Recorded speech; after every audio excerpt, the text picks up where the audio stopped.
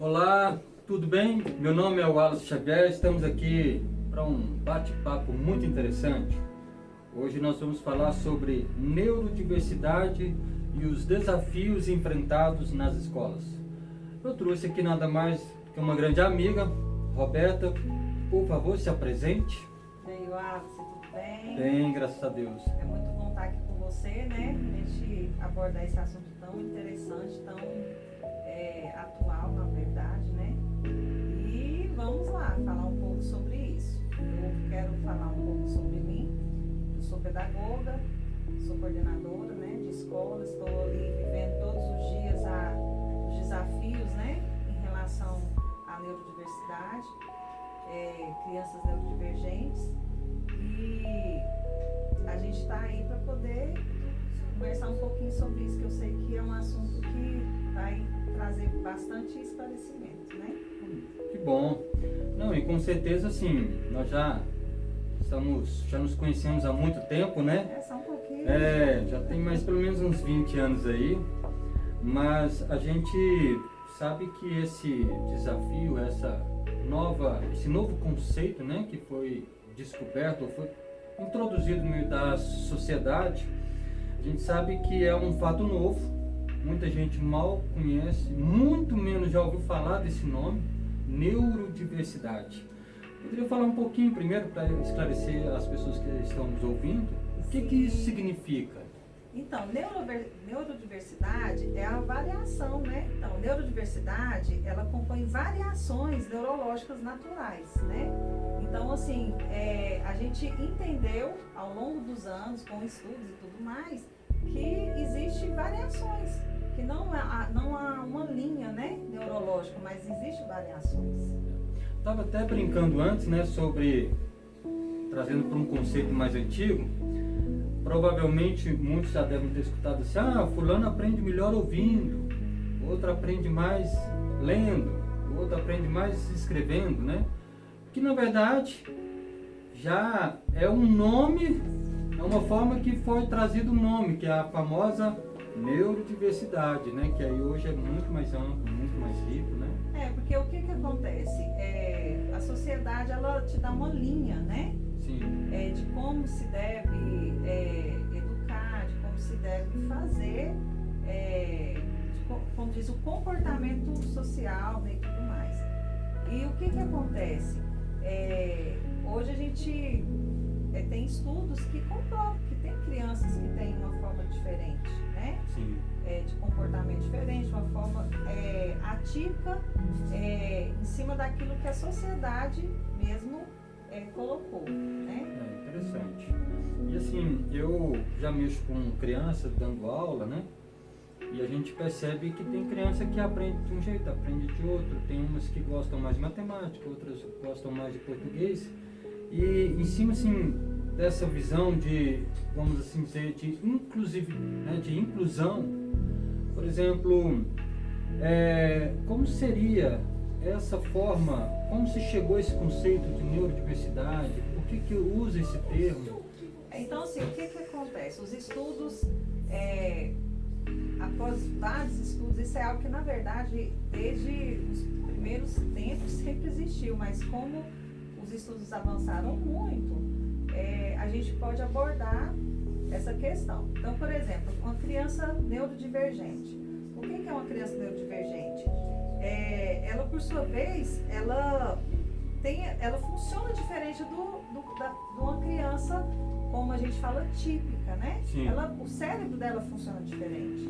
Então, por exemplo, para uma criança que nós falamos como uma criança típica, ela tem uma forma de aprender baseado nos estudos que foram feitos, né, ao longo dos anos. Essa criança neurodivergente, ela aprende de uma forma diferente.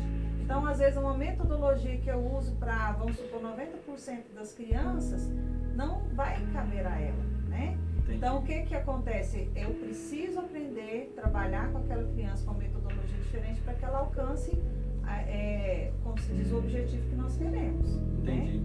E você acha, Roberta, que quando se criou essa visão, você acha que ajuda mais na inclusão da criança? Você acha que facilita mais esse entendimento para poder inserir todo tipo de pensamento, toda forma de aprender, você acha que isso facilitou?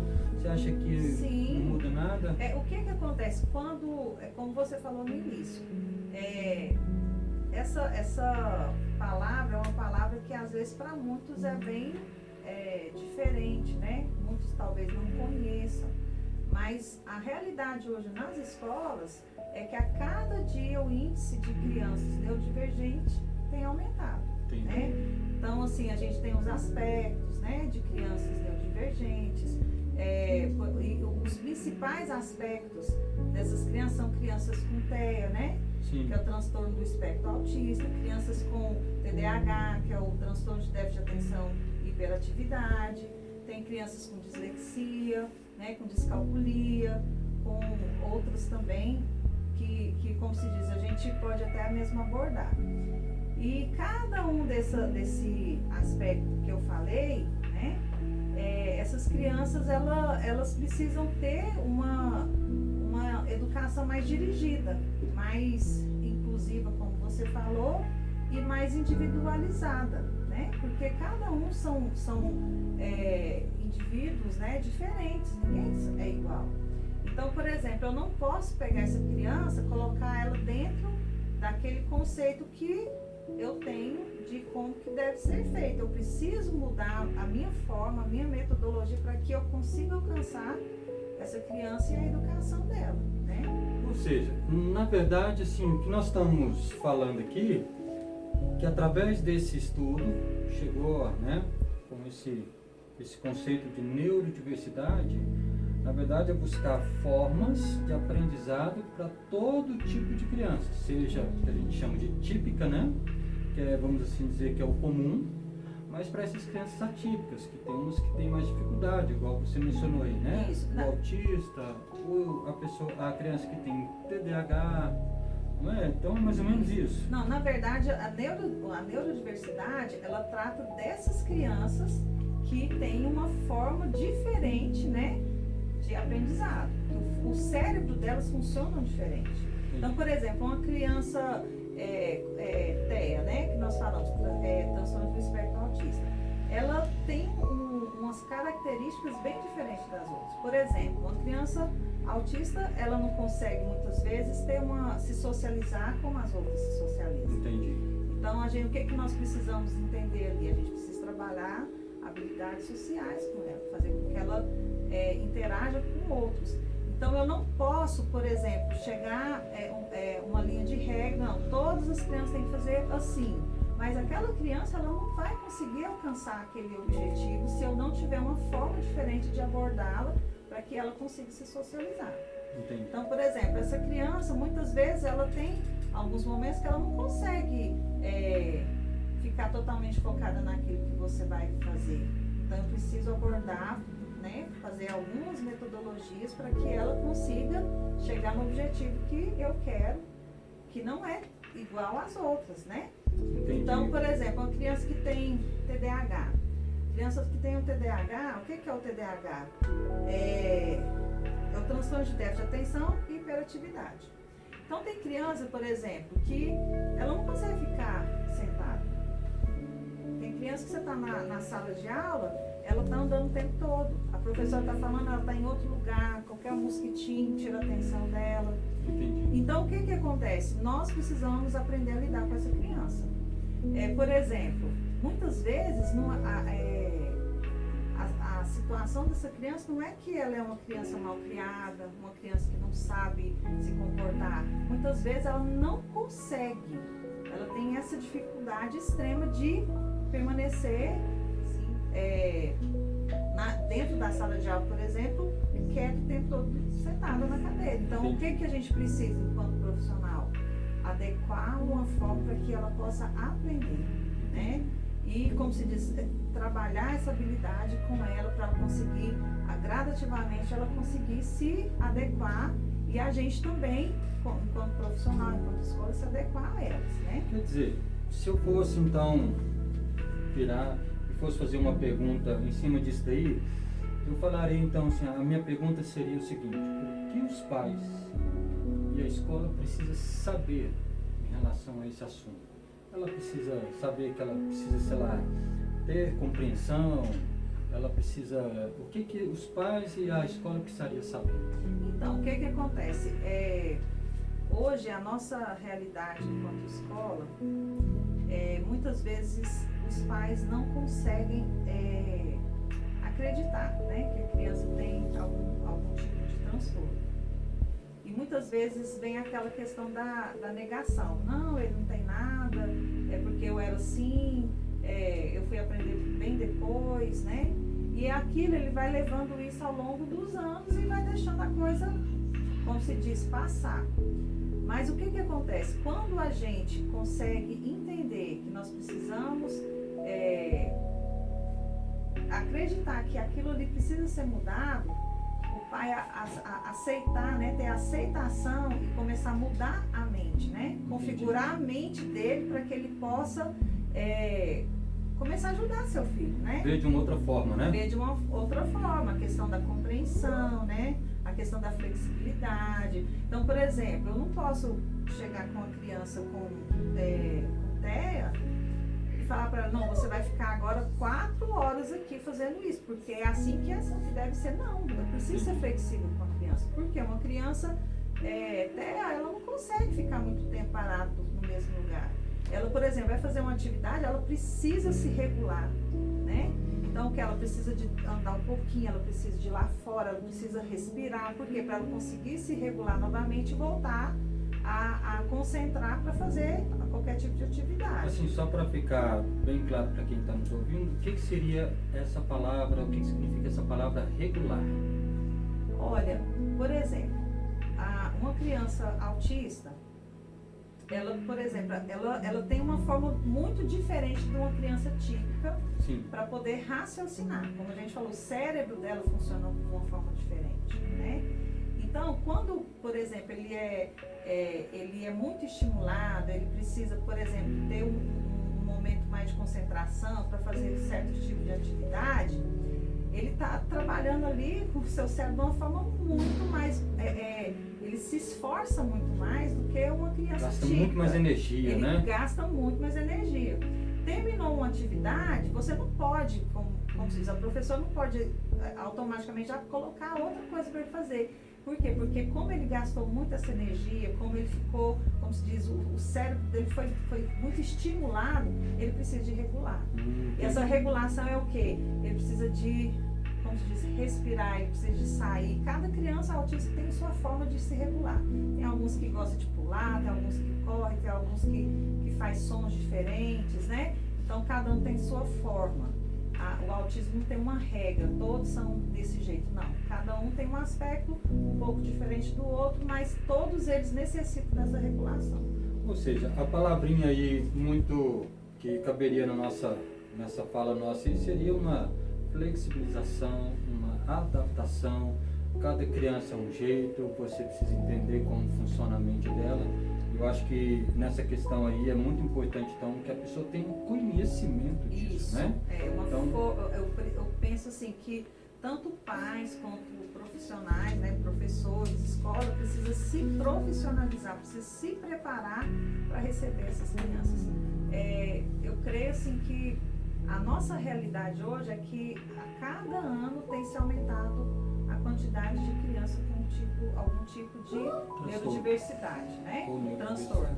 A gente fala assim, porque a neurodiversidade, o que acontece?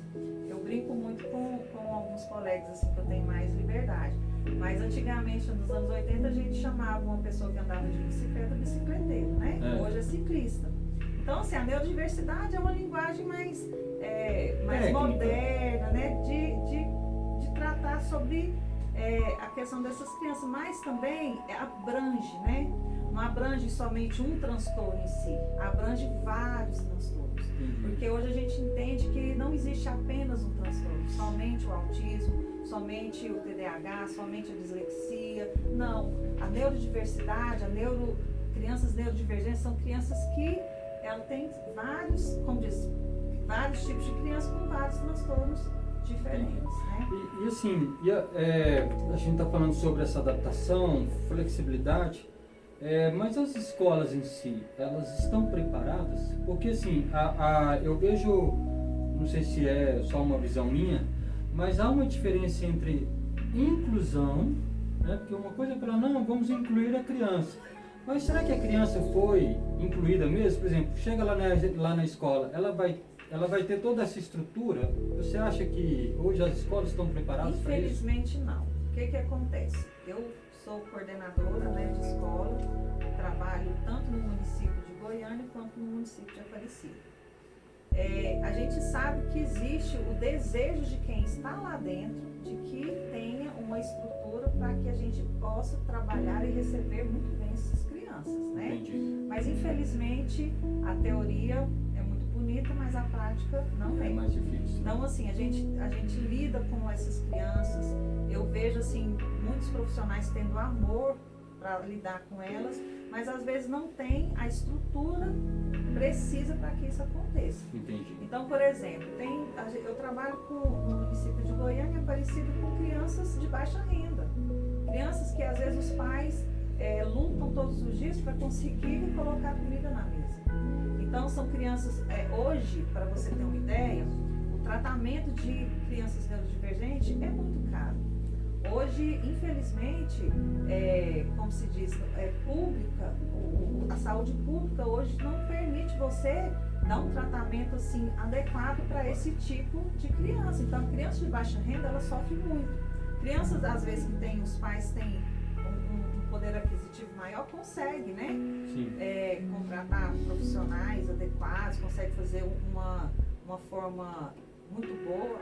Que me remeteu aí, por exemplo, o profissional de suporte, né? Normalmente a gente chamava a tia de apoio, né? Quer dizer, normalmente hoje o ideal seria que tivesse um profissional de suporte que já tenha o conhecimento, sabe lidar com essas crianças, né? Igual, por exemplo, hoje no município de Goiânia aconteceu algo bem, para nós profissionais a gente fica muito triste, né? Porque foi um retrocesso. Há alguns anos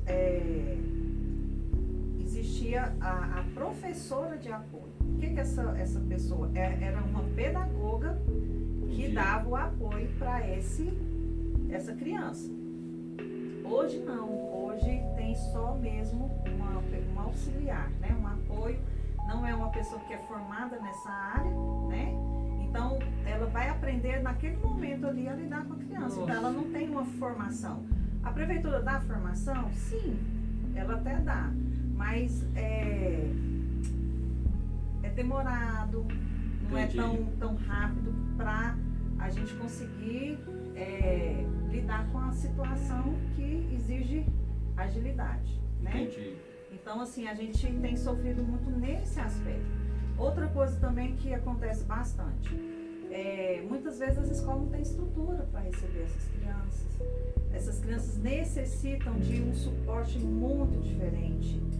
Não tem como a gente trabalhar com elas de uma forma, como eu vou te falar? Peculiar. Não tem como, assim, por exemplo, eu não tenho como colocar uma criança, por exemplo, uma criança autista, dentro de uma sala de aula e não ter um ambiente preparado para ela. Entendi. Então, assim, infelizmente, hoje é a realidade nossa da educação, né, no nosso município. Para você, Roberta, assim, o que seria o profissional ideal dentro de um ambiente escolar? Quais Olha, seriam os profissionais? Para você só uma professora de apoio, ou alguém que tenha conhecimento? Ou para você existe assim, uma gama de profissionais que seria importante ter? Olha, eu vou ser bem sincero, né? A gente tem a gente brinca muito nas escolas que existe a Alice no País das Maravilhas. Eu queria que existisse nas escolas essa questão daquilo que, como diz, eu acho que é o desejo de todo profissional. Por exemplo, as escolas têm uma sala multifuncional para esses alunos, né? Esses alunos neurodivergentes. A escola ter profissionais que possam trabalhar individualmente esses alunos. Aqueles profissionais que, por exemplo, as pessoas que conseguem, né, pagar um fonoaudiólogo, um musicoterapeuta, um psicopedagogo, um neuropsicopedagogo, né? Entendi. Então, por exemplo, se ela quiser que o seu filho evolua, né, progrida, ela precisa pagar para que aquilo venha acontecer. Mas imagine se estivesse dentro das escolas. Você poder tratar seu filho, tanto na parte educacional, mas também trabalhando, né?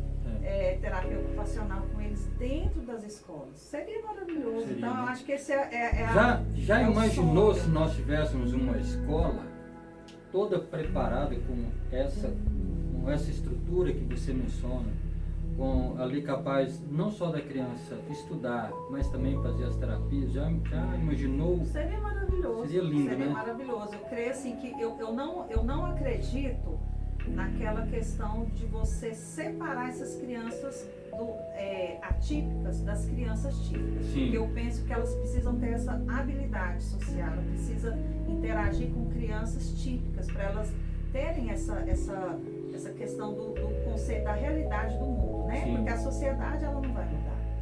Então eu penso assim que essas crianças precisam estar dentro das escolas, juntamente com as crianças típicas, mas elas precisam ter um tratamento adequado para elas. Apesar de eu não ser alguém com a sua bagagem, mas a gente acaba convivendo diariamente e tendo esses exemplos praticamente todos os dias. E eu imagino o seguinte, eu vi até há pouco tempo uma entrevista de uma menina que era nível suporte 3, né? E ela depois dando uma entrevista e ela dizendo que hoje ela é suporte 1.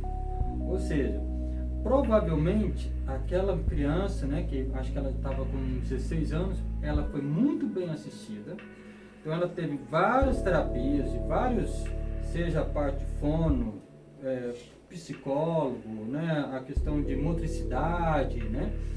E você vê que com o tratamento, com o estímulo correto, eles tendem a diminuir até o grau, né? Eles progridem, isso é verdade.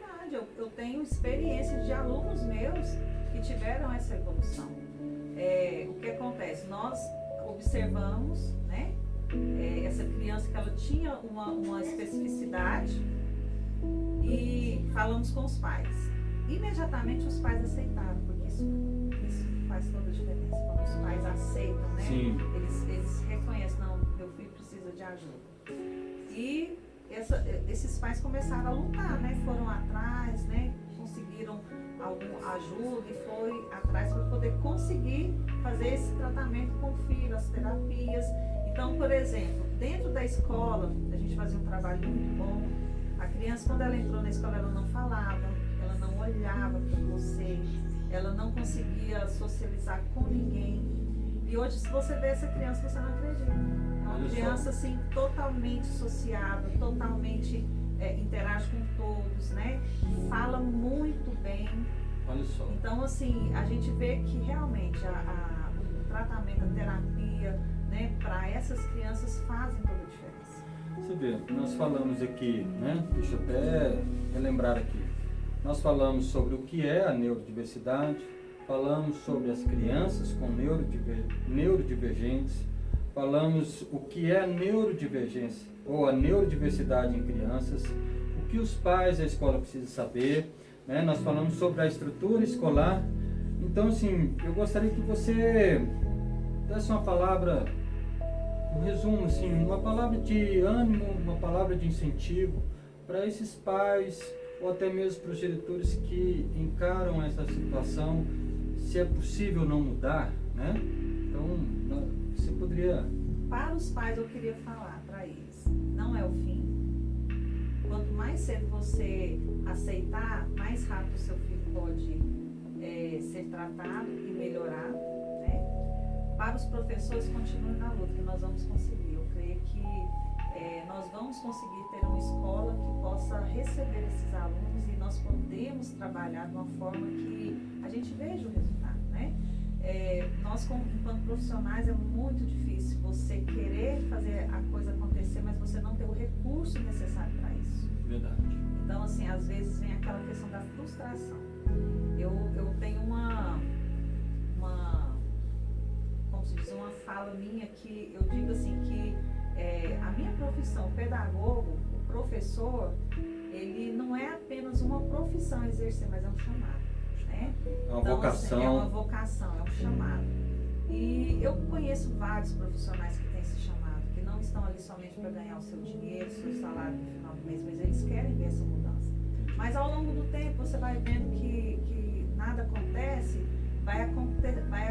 eles vão deixando de acreditar, né? Então, para os professores, os profissionais, acreditem, né? Vamos continuar. Eu creio que nós vamos conseguir ver essas crianças bem assistidas e de uma forma adequada, né?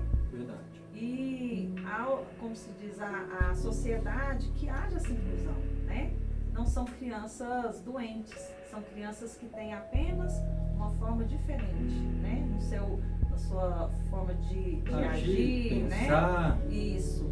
Então, assim, eu creio que se nós, enquanto sociedade, aceitarmos essa realidade, as coisas vão mudar também.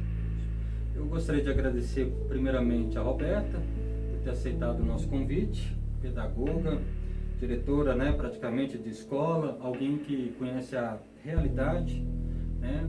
E às vezes a gente fala assim, e a pessoa às vezes acha que é só um programa, né? Mas eu quero dizer, isso é mais real do que você imagina. A gente tem a noção, eu falo por mim, eu tenho a noção de fato o que é uma luta diária, né? A gente convive com essa dificuldade, a gente entende essa luta dos pais, né, dos professores. Então assim, eu gostaria de coração agradecer a você que está nos ouvindo, né? Se você puder compartilhar esse vídeo, levar outras pessoas, porque de fato é um assunto novo, mas para a maioria, mas já tem gente que já vem estudando esse assunto e nós percebemos que o tratamento adequado, logo no início, muda a vida da criança. E quanto melhor é o estilo de vida da criança, a qualidade de vida da criança, melhor vai ser a qualidade de vida dos pais, porque todos sofrem junto, tá? Então, o que eu gostaria de deixar aqui o nosso convite, que você possa de fato nos acompanhar. Se você tiver algum comentário, deixa aqui nos nossos canais, fale conosco, vai ser um prazer estar interagindo com vocês e se Deus quiser, estaremos aqui novamente. Um grande abraço, que Deus te abençoe.